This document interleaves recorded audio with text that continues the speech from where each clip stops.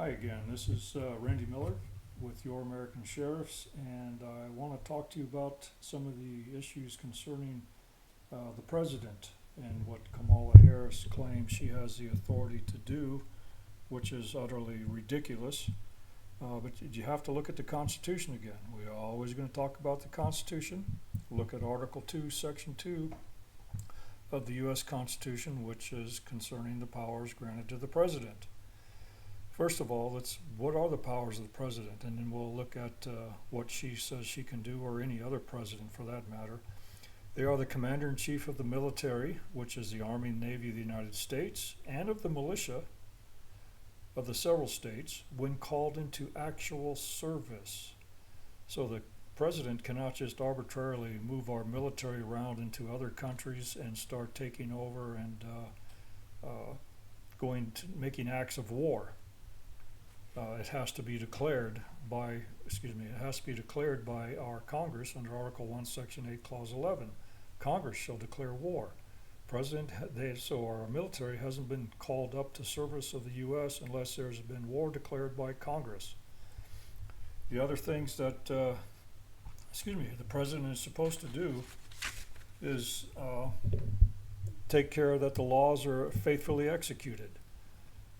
And they require the opinion in writing of the executives of the departments, the chief executives of the departments under his control or her control.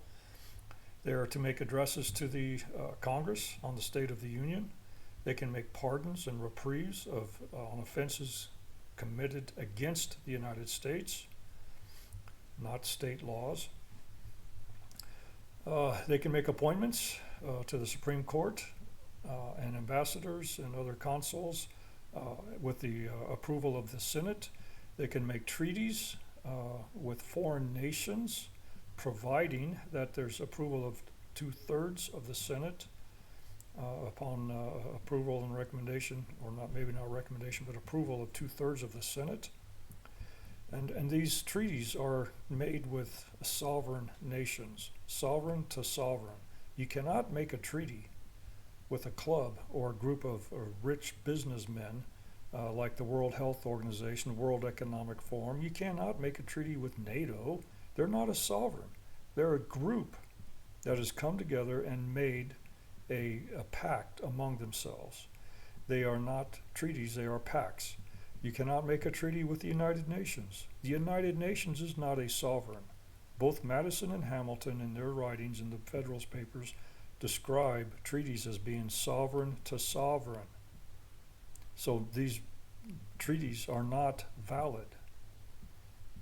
And the reason for that is because the Congress and the Senate represent the states, the interest of the states. If we allowed the president to just do what they wanted, we would not have representation of our states. The best interest of the states would not be looked out after. And that is the reason we have this.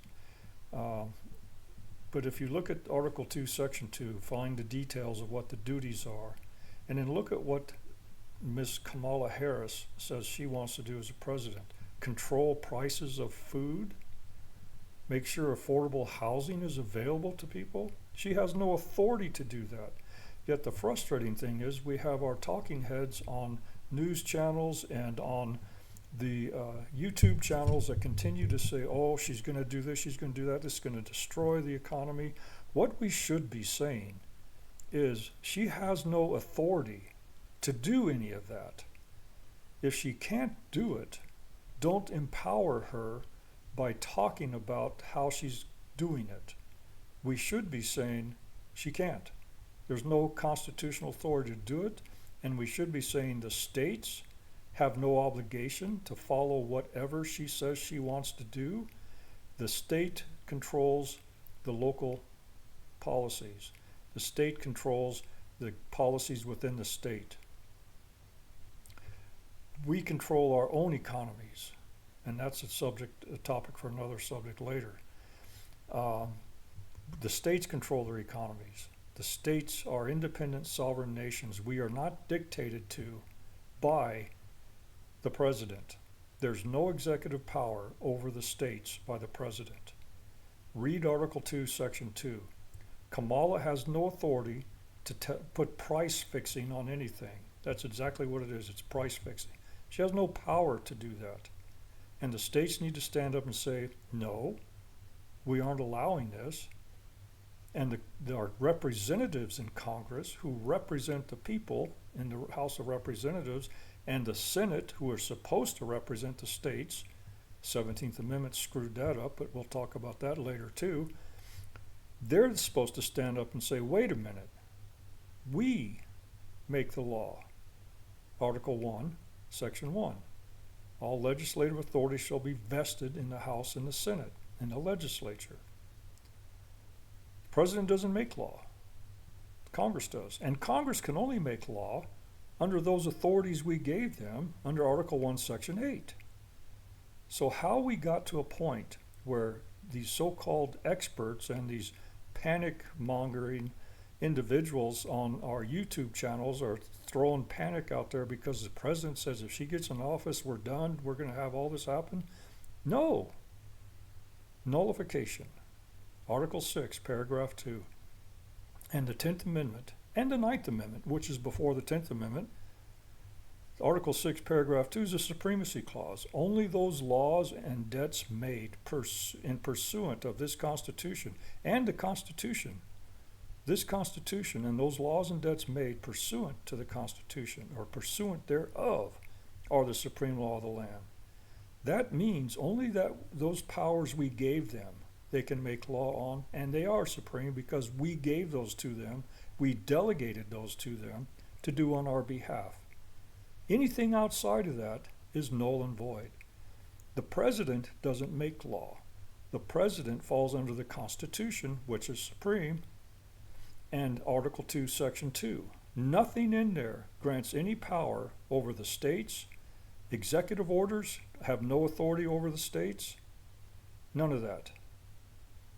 We need to stand up and we need to pay attention. We need to start pushing back on those messaging that comes out saying, oh, we're in trouble.